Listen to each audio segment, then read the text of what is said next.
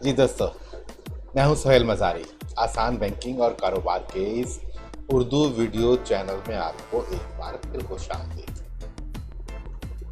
इससे पहले video number 23 में हम बात कर चुके हैं कि देही या मौजे की ज़मीन पर कायम होने वाली जायदादों के दस्तावेज़ात के बारे में और छोटे शहरों और मेट्रोपॉलिटन सिटी में डेवलपमेंट अथॉरिटीज़, सोसाइटी और बिल्डर प्रोजेक्ट्स के फ्लैट्स और अपार्टमेंट्स के दस्तावेजात, उनके नाम और मकासद वगैरह, और जिनको हमारे सब्सक्राइबर्स और दीगर देखने वालों ने पसंद किया, जिससे हमारी हौसला अफजाई, और हम इन सब का शुक्रिया अदा करते हैं। इंशाल्लाह बहुत जल्द मॉर्गेज फाइनेंस का सिलसिला मुकम्मल हो जाएगा, जिससे सबसे ज़्यादा फ़ायदा उन लोगों को होगा जो ये कहते हैं कि हमें बैंक वाले घर की तामीर या खरीदारी के लिए कर्जा नहीं देते या मुश्किल से देते हैं, या इस कर्जे के हसूल में अखराजात बहुत आते हैं और बहुत सारी तकलीफ़ें, मुश्किलात वगैरह।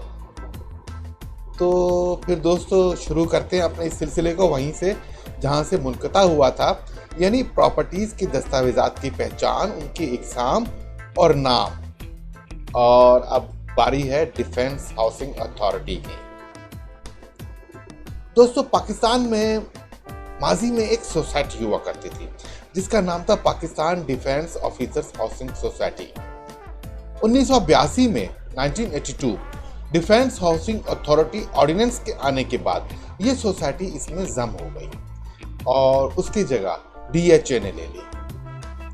अब आप में से कुछ अफराद तो यकीनन इस चीज़ को जानते होंगे कि DHA के पुराने घरों के दस्तावेजात में डिफेंस ऑफिसर्स हाउसिंग सोसाइटी से जारी करदा लीज या अलॉटमेंट ऑर्डर या दीगर कागजात वो कैसे हैं, जबकि इदारा तो आज मौजूद नहीं। तो इसका सीधा सा मतलब है कि अब उसकी जगह DHA ने ले ली है। इससे पहले हम ये बात भी वाजे कर चुके हैं कि DHA सिर्फ एक कॉन्ट्रैक्टर है। उसका काम डेवलपमेंट करना, अलॉटमेंट, तामीरात की निगरानी करना, और वो अपनी हदूद में ज़मीन का मालिक नहीं है, बल्कि असल मलकियत मिलिट्री एस्टेट ऑफिस की होती है, जिसको डायरेक्टरेट ऑफ मिलिट्री एस्टेट चलाता है। इस इदारे का बुनियादी मकसद मुसल्लह अफवाज के हाजिर सर्विस या रिटायर्ड अफसरान को रिहाइश या कारोबारी नुक्ता नज़र से लीज पर प्लाटों की फराहमी है। इन्हें इजाज़त होती है कि अगर वो चाहें तो अपना लीज प्लॉट या घर किसी सिविलियन को बेच सकते हैं, और इस तरह बाद में आम सिविलियन को भी इजाज़त दे दी गई कि वो चाहें तो DHA के हदूद में डायरेक्ट भी प्लॉट खरीद सकते हैं। इस मकसद के लिए फिर नए ब्लॉक्स या सेक्टर तैयार किए गए, उनका दायरा पाकिस्तान के दीगर शहरों में तक फैलाया गया। तो देखते हैं कि यहाँ की प्रॉपर्टी में किस किस्म की दस्तावेजात होती है। सिटी डेवलपमेंट अथॉरिटी के द्वारा यहाँ भी दस्तावेजात की शुरुआत अलॉटमेंट ऑर्डर से होती है, और उसके बाद वाजबात की अदायगी, उनकी रसीदें, वाजबात की तकमील की सनद, और DHA की हदूद में वाक़े सब रजिस्ट्रार के दफ्तर में लीज ए की रजिस्ट्रेशन। लीज ए दोस्तों, यहाँ याद रखने की बात है कि DHA की प्रॉपर्टी में अलॉटमेंट के बाद 3 तरह की लीज होती हैं, जो कि लीज ए, लीज बी और लीज सी के नाम से जानी जाती है। लीज ए, जिसका दूसरा नाम लाइसेंस टू कंस्ट्रक्शन या तामीर का इजाजतनामा है। इसका मतलब ये है कि लीजर या DHA प्लॉट के अलॉटी को इस बात की इजाज़त दी जाती है कि वो प्लॉट पर मुकर्रर करदा कवायद व ज़वाबित के तहत अपने घर की तामीर कर सकता है। यहाँ बिल्डिंग कंट्रोल अथॉरिटी के बरक्स तामीराती नक्शा की मंजूरी और तकमील तामीर की सनद DHA खुद देता है। जबकि तामीर मुकम्मल हो जाती है तो फिर DHA उसकी इतला मिलिट्री एस्टेट ऑफिस को देता है, और फिर एक मुकर्ररा तारीख और वक्त पर मिलिट्री एस्टेट ऑफिस का नुमाइंदा DHA के नुमाइंदे की मौजूदगी में सब रजिस्ट्रार के दफ्तर में प्लॉट के अलॉटी के नाम लीज बी रजिस्टर्ड करवा देता है। इस लीज बी का मतलब ये होता है कि अलॉटी अब अपने घर में रिहाइश पजीर हो सकता है। इसी तरह अगर कोई कमर्शियल प्लॉट या दुकान या दुकानों का कुछ हिस्सा वो तामीर करना चाहता है, तो वहां उसे लीज बी के बजाय लीज सी दी जाएगी, यानी कि कमर्शियल लीज। बाकी तमाम मुलाजमत वो ही रहेंगे। ट्रांसफर की सूरत में डीएचए खुद कार्रवाई करते हैं, जबकि लीज बी या लीज सी के बाद अगर खरीदो फरोख्त होती है तो म्यूटेशन या इंतकाल डीएचए की मार्फत मिलिट्री एस्टेट ऑफिस से जारी किया जाता है। इसी तरह अगर किसी जायदाद पर कर्जा लेना हो तो डीएचए सिर्फ एनओसी देगा, जबकि permission to mortgage military estate office से जारी होता है। एक बहुत जरूरी बात याद रखने की है कि डीएचए के प्लॉट आम हालात में रहन या मॉर्गेज नहीं होते, बल्कि सिर्फ घर की तामीर के लिए अगर कर्जा लिया जा रहा हो तो। उसकी वजाहत यूं है कि खाली प्लॉट की लीज की मलकियत पर कारोबारी या तालीमी या किसी और मकसद के लिए कर्जा लेना मना है, मां सिवाय घर के तामीर के। अलबत्ता जब लीज बी या लीज सी जारी हो जाती है तो फिर कारोबारी या तिजारती या किसी भी मकसद के लिए कर्जे में बतौर जमानत जायदाद रहन या मॉर्गेज हो सकती है। डीएचए अपने वाजिबात और महसूलात की वसूलियाबी में काफी मुस्तनद है और जुर्माने भी आयद करता है। ज्यादा संगीन सूरत में लीज मनसूख भी हो सकती है। तो दोस्तों, इसके बाद कैंटोनमेंट की बारी आती है। डीएचए की तरह कैंटोनमेंट भी वैसे ही दस्तावेजात होती हैं, अलबत्ता यहाँ अलॉटी ज्यादातर देखा गया मिलिट्री पर्सन ही होते हैं। ये फिर अलग बात है कि वो बाद में किसी सिविलियन को बेच दें। अलबत्ता यहाँ निगरानी और चेकिंग का मरला काफी सख्त, काफी मुस्तनद होता है और यहाँ हर मुमकिन गैर मुतलका अफराद का दाखिला रोका जाता है। मुलाकाती मेहमान या मुतलका अफराद को खुसूसी पास या इजाजतनामे जारी किए जाते हैं और इसी तरह उनके जेर इस्तेमाल गाड़ियों का भी इंदराज किया जाता है। कैंटोनमेंट और अस्करी जोन के अपार्टमेंट्स और बंगलोज के दस्तावेजात तकरीबन एक जैसे हैं। अब अगर कैंटोनमेंट या अस्करी अपार्टमेंट में जायदाद रखने वाला शख्स, बेशक वो बाद में सिविलियन ही क्यों ना बना हो, अगर किसी बैंक से कर्जा लेना चाहे तो ले सकता है।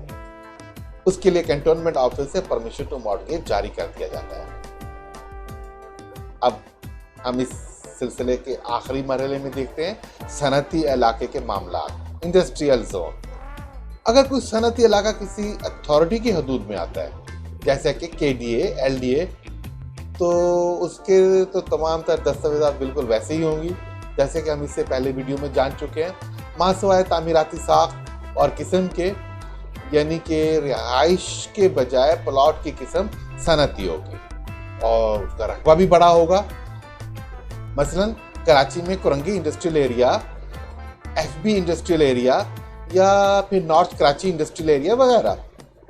अलबत्ता मामलात अगर किसी खास जोन से मुतालिक हो तो फिर दस्तावेजात में फर्क होगा, जैसा कि कराची और नूरियाबाद में साइट बुनियादी तौर पे Sindh industrial and trading estate इसका मुखफ़्फ़फ है। ये साख्त में एक सेमी खुद मुख्तियार इदारा है जो अपने ज़राए आमदनी से ना सिर्फ अपने अखराजात पूरे करता है बल्कि तरक्याती मंसूबे भी मुकम्मल करता है। साइट का मंसूबा 1947 से पहले शुरू हो चुका था और 1948 में हजरत कायद-ए-आज़म मोहम्मद अली जिन्ना बानी पाकिस्तान ने वलीका टेक्सटाइल मिल्स की पैदावारी शुरुआत करके इस मंसूबे का इफ्तिताह किया। यहाँ आपने सनती अमल को पाकिस्तान के लिए रीढ़ की हड्डी से मुशाबे देते हुए फरमाया था कि हर कायम होने वाली सनत पाकिस्तान के क़याम को मजीद मुस्तहकम करती जाएगी। साइट का मंसूबा 1963 में मुकम्मल हुआ और ये आज भी पाकिस्तान का सबसे बड़ा सनती इलाका शुमार किया जाता है। 19 मुरब्बा किलोमीटर या 9,700 एकड़ रकबे पर फैला हुआ 2,400 से ज्यादा सनती यूनिट्स या फैक्ट्रियों में दिन रात पैदावारी अमल जारी रहता है। जहां लाखों मजदूर और हुनरमंद अपने रोजगार कमाते हैं, वहां ममलकत को ज़र मुबादला की शक्ल में खदीर आमदनी होती है। यहाँ प्रॉपर्टीज या जायदाद के मामलात के लिए बाकायदा दफातर कायम है। कराची साइट में अब चूंकि नई अलॉटमेंट तो होती नहीं है, क्योंकि अब कोई प्लॉट बाकी नहीं बचा, लिहाजा पहले से मौजूद अगर कोई खाली प्लॉट है तो उसकी या फिर तामीर शुदा फैक्ट्री और फैक्ट्रियों से मुल्हका आबादी या कॉलोनियाँ और तिजारती जायदाद की खरीदो फरोख्त होती रहती है। इस तरह ट्रांसफर और म्यूटेशन का अमल भी जारी रहता है, जो कि साइट से मुतल्लिका दफ्तर से जारी किए जाते हैं। और वहीं सब रजिस्ट्रार साहब का भी दफ्तर है, जहां हम वक्त रजिस्ट्रियाँ होती रहती हैं। तो दोस्तों, साइट लिमिटेड जब एक बार लीज जारी कर देता है तो बाद में हमेशा उस लीज के साथ बतौर कंसल्टिंग पार्टी मुंसलिक रहता है, यानी अपनी मौजूदगी और निगरानी हर ट्रांजैक्शन में यकीनी बनाता है। यहाँ भी तकरीबन वैसी दस्तावेजात होती हैं जो कि किसी अथॉरिटी की प्रॉपर्टीज में होती हैं। यहाँ एक बात जानने की जरूरत है कि हुसूल कर्जा के लिए जारी होने वाले परमिशन टू मॉर्गेज की शराइत दीगर इदारों से कुछ मुख्तलिफ होती है, जिसमें सबसे अहम शर्त ये होती है कि साइट की प्रॉपर्टी रहन या मॉर्गेज करने की तमाम तर शराइत साइट के दफ्तर से एक मुकर्ररा मुद्दत के अंदर कर्जा देने से पहले मंजूर करवा ली जाए, जो कि अमूमन इजाजतनामे की तारीख से 30 दिन आगे का वक्त होता है। इसका सीधा सा मतलब ये होता है कि बैंक और कस्टमर के दरमियान तय पाने वाली मॉर्गेज डीड या memorandum deposit of title deed का फाइनल ड्राफ्ट कस्टमर और बैंक के साइन करने से पहले यहां से उस पर मंजूरी ले ली जाए। अगर ऐसा नहीं किया जाएगा तो साइट का जारी करदा परमिशन टू मॉर्गेज एक मुकर्ररा तारीख के बाद नाकाबिल कबूल समझा जाएगा। यह इजाजतनामा साइट के रिहायशी या सनती मालिक की दरख्वास्त पर जारी किया होता है और इसकी 2 असल कापियां होती हैं, जिसमें एक बैंक में जमा करवाई जाती है और दूसरी कापी कस्टमर अपने पास बतौर सबूत रखता है। बैंक का कर्जा जब वापस कर दिया जाता है तो बैंक के लिए जरूरी होता है कि वो परमिशन टू मॉर्गेज की असल सनद क्लियरेंस सर्टिफिकेट के साथ कस्टमर को वापस कर दे, और कस्टमर अपनी और बैंक की दोनों असल कापियां बमा बैंक के सर्टिफिकेट वापस साइट के दफ्तर में जमा करवा देगा। इस तरह उसकी जायदाद पर कायम होने वाला चार्ज खत्म हो सकेगा। अब हम ये देखते हैं कि बैंक से कर्जे या कोई और फाइनेंशियल फैसिलिटीज अगर लेनी हो तो जायदाद को रहन या मॉर्गेज करने से पहले इजाजतनामा, जिसे हम परमिशन टू मॉर्गेज कहते हैं, वो कौन कौन से जायदाद की इकसाम में लिया जाता है। तो साथियों, ये इजाजतनामा मासिवाय बिल्डर प्रोजेक्ट्स के बाकी हर तरह की जायदाद में जरूरी होता है। अब सवाल ये है कि बोर्ड ऑफ रेवेन्यू मौजे की जायदाद में भी, जी हाँ, मगर वहां इसका तरीका कुछ मुख्तलिफ होता है। सबसे पहले वहां से नॉन इनकम्बरेंट सर्टिफिकेट या एनओसी लिया जाता है। इसके बाद जायदाद रहन होने के बाद रहननामा या मॉर्गेज डीड की कॉपी के हमरा मुतल्लिका दफ्तर को मुतल्ला किया जाता है। इस इतला के बाद तहसीलदार साहब के दफ्तर से एक सनद या फर्द रजिस्ट्रार हकदारान जारी होता है, जिसमें रहनशुदा जायदाद की निशानदही और बैंक का नाम बतौर मॉर्गेजर इंदराज किया जाता है। इसे कहते हैं मॉर्गेज म्यूटेशन। इसी तरह कर्जा जब वापस हो जाता है तो बैंक से क्लियरेंस की सनद लेकर उसकी कापियां जमा करवा दी जाती है, जिसके बाद ये नोटरिंग या मॉर्गेज म्यूटेशन खत्म हो जाती है। इससे अगले मरहले में हम देखते हैं सब रजिस्ट्रार के दफ्तर से रजिस्टर शुदा जायदाद की तफसीलात लेनी हो तो वो कैसे। इस दस्तावेज को कहते हैं सर्च सर्टिफिकेट। इस सर्टिफिकेट में सब रजिस्ट्रार साहब के दफ्तर में मौजूद खातों के रिकॉर्ड से हासिल शुदा मालूमात को देखा जाता है। जैसे कि अगर एक लीज रजिस्टर्ड हुई थी और बाद में 2 दफा सेल डीड, फिर 1 दफा मॉर्गेज डीड और 1 दफा रिडेम्पशन डीड हुई है, तो ये पूरी चैन इसी तरतीब के साथ 5 एंट्रियां बमा तमाम तफसीलात के इस सर्टिफिकेट में दर्ज होंगी। इस सर्टिफिकेट को सब रजिस्ट्रार साहब अपने दस्तखत और मोहर से तस्दीक करते हैं। इस पर जारी करने की तारीख, मुद्दत और एक नंबर दिया जाता है। यह सर्टिफिकेट अगरचा दस्तावेजात का हिस्सा नहीं होता, मगर इसका मकसद उस मुतल्लिका जायदाद की तारीख और मलकियत से मुतालिक मालूमात लेना होती है। उसे हासिल करने का निहायत ही आसान तरीका है, और वो ये कि मुतल्लिका फॉर्म पर या फिर एक सादा कागज पर इस जायदाद की तमाम तर तफसीलात के साथ एक दरख्वास्त दी जाती है। उस पर फकत ₹2 का कोर्ट टिकट चस्पा किया जाता है और उसकी कानूनी फीस गालिबन ₹40 से लेकर ज्यादा से ज्यादा ₹90 तक होती है, और इसकी बाकायदा रसीद दी जाती है। दरख्वास्त जमा करवाने के बाद 3 से 4 दिनों में ये सर्टिफिकेट जारी कर दिया जाता है। ये याद रखने की बात है कि ये सर्टिफिकेट सिर्फ उस शख्स को जारी किया जाता है जो या तो खुद मालिक होता है या फिर वो शख्स जिसने खरीदारी का मुआहदा कर लिया हो और वो अपने वकील की मार्फत दरख्वास्त देता है, या फिर वो बैंक जो इस जायदाद को रहन करने जा रहा होता है। तो इसके बाद अक्सर दोस्त अहबाब से गपशप होती है, दीगर अफराद से भी तबादला ख्याल होता रहता है कि ये स्टैम्प पेपर या स्टैम्प ड्यूटी क्यों ली जाती है, हर दस्तावेज में उसकी मालियत अलहदा क्यों होती है, उसके साथ ये हरे रंग का फुल स्केप पेपर जिसको हम स्टैम्प पेपर के साथ मुंसलिक करते हैं, इसे क्या कहते हैं, इसकी कानूनी हैसियत क्या होती है, क्या ये सरकारी कागज होते हैं।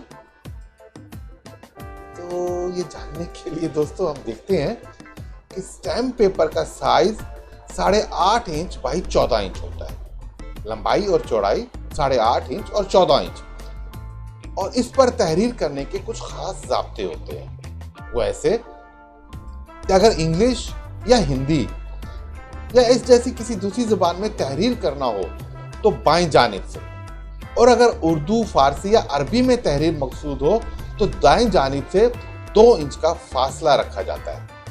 ऊपर से 5 इंच और नीचे से 1.5 इंच का फासला रखा जाता है। इसी तरह टाइप शुदा मवाद के दरमियान आधी लाइन का फासला भी होना चाहिए। दस्तावेजात के हर सफ़े पर नंबर का होना भी ज़रूरी है। मुत्तहिदा हिंदुस्तान में बरतानवी हुकूमत के दौर में 1899 में स्टैम्प एक्ट का कानून लाया गया, जिसका बुनियादी मकसद मुआहदे को तहफ़्फ़ुज़ देना था। अब वो कैसे? ये वो वक्त था जब कानून साजी के अमल से मामलात को दस्तावेजी शक्ल दी जा रही थी और अदालतों के फ़राइज़ वाज़े हो रहे थे। उस वक्त ये बात सामने आई कि अक्सर मुआहदों में शरीक अफराद इख्तलाफात का शिकार रहते हैं और अदालतों में मुकदमेबाजी एक आम सी बात बन चुकी थी। हालांकि इख्तलाफात की नोयत मामूली या गैर अहम होती थी, इसी तरह अदालतों का कीमती वक्त कम अहमियत के मुकदमात में मसरूफ रहने लग गया था।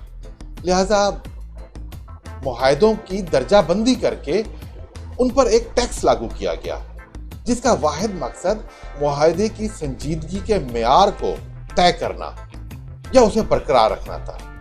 जैसा कि एक मरले के घर की सेल डीड में और 2 एकड़ की फैक्ट्री में बहुत फर्क है। इसी तरह खरीदो फरोख्त के मुआहदे और बैनुल-अक़वामी तिजारती मुआहदे के मेयार में भी फर्क है। इसी फर्क की बुनियाद पर टैक्स या ड्यूटी की शरह का तयन किया जाता है और उसे स्टैम्प ड्यूटी कहते हैं। इस अमल से अदालतों में गैर अहम या मामूली दर्जे के मुकदमात कम हो गए और फरीकीन अपने मामला खुद से तय करने लगे। यही प्रैक्टिस आज भी जारी है। स्टैम्प ड्यूटी की शरह हर सूबाई हुकूमत हर साल बजट बनाते वक्त खुद तय करती है। अब दूसरा सवाल कि हरे रंग का मुंसलिक पेपर, तो उसे क्या कहते हैं? तो दोस्तों उसे कहते हैं लेजर पेपर। इसका साइज भी बिल्कुल वही होता है जो एक स्टैम्प पेपर का होता है। अब अगर मुआहदे का तहरीरी मवाद ज्यादा हो जो कि दरकार मालियत के स्टैम्प पेपर पर पूरा नहीं आ सकता, तो हरे रंग के लेजर पेपर को मुंसलिक कर दिया जाता है। याद रखिए, अगर किसी मुआहदे की तहरीर में ज़ू मायनी अल्फाज या गैर वाज़े इस्तिलाहात इस्तेमाल की जाएं, तो ऐसे मुआहदे मुअज़्ज़ज़ अदालत में रद्द कर दिए जाते हैं। इसी तरह कटिंग या ओवर राइटिंग की भी इजाज़त नहीं होती, मां सिवाय उसे तमाम फरीकैन के दस्तखतों से कंफर्म ना कर दिया जाए। तहरीरी लफ्ज़ में मामूली सा रद्दोबदल से पूरे फिक्रे का मतलब तब्दील हो जाता है। मसलन इंग्लिश के लफ्ज़ एज को इज कर देना या इट को एट कर देना। गए वक्तों में टाइपराइटर होते थे, एक खास किस्म के इरेजर्स जिसकी मदद से टाइप शुदा अल्फाज रगड़ कर मिटा दिया जाता था। कागज पर मिटाने के इस अमल को मुआहदे में इस्तेमाल होने से रोकने के लिए एक खास मटेरियल से कागज बनाया गया और उसका नाम दिया गया लेजर पेपर। उसकी इस्लाम में कहा गया हैवी राइटिंग पेपर। ये खास किस्म के कागज आम कागज के निस्बत कुछ थोड़े से मोटे होते थे और मामूली से वजनी भी। इन पर तहरीर शुदा मवाद को मिटाने या उन पर किसी किस्म की कोई तहरीफ करने की कोशिश अगर होती थी तो उसका निशान बन जाता था, जो कि उस अल्टरेशन की गवाही देता था और अदालत फिर ऐसे दस्तावेज को मनसूख या रद्द कर देती थी। अब अगला सवाल, ये हरे रंग का क्यों होता है? तो दोस्तों, ये हरा रंग, ये सब्ज रंग हमारे वतन अजीज का कौमी रंग है, लिहाजा इस पेपर को हल्का हरा या सब्ज रंग दिया जाता है। वरना दुनिया के दीगर ममालिक में इस लेजर पेपर के कई दीगर रंग भी हैं, जैसे कि हल्का गुलाबी, भूरा, नीला, सफेद, पीला या फिर सुनहरी।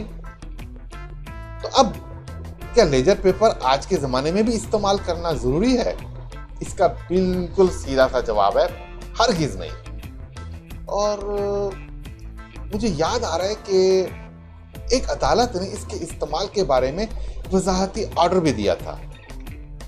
अब चूंकि टाइपराइटर का जमाना खत्म हो चुका और हाथ से तहरीर भी तकरीबन मफकूत हो है, तो बरकी प्रिंटर से तैयार शुदा मुआहदे को अब 80 ग्राम के किसी भी लीगल साइज के पेपर पर प्रिंट किया जा सकता है और अदालत उसको बतौर गवाही मंजूर कर लेती है, क्योंकि प्रिंटर से प्रिंट शुदा मवाद को मिटाना या इसमें तहरीफ करना तकरीबन नामुमकिन है।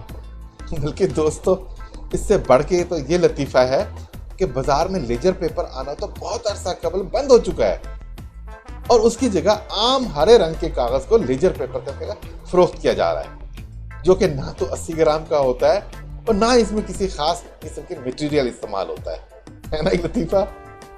ज़मीन से मुंसलिक जायदादों की इकसाम, उनकी पहचान, उनमें इस्तेमाल होने वाले इस्तिलाहात, दस्तावेज़ात की इकसाम, उनकी साइंस, कानूनी तकाज़े, तकरीबन सब कुछ हम समझ चुके हैं, इस पर तफसीली गुफ्तगू कर चुके हैं। वैसे तो ये चैप्टर बहुत बड़ा है, मगर हमने चीदा और अहम हिस्से लेकर ज़रूरी चीज़ें देख ली हैं।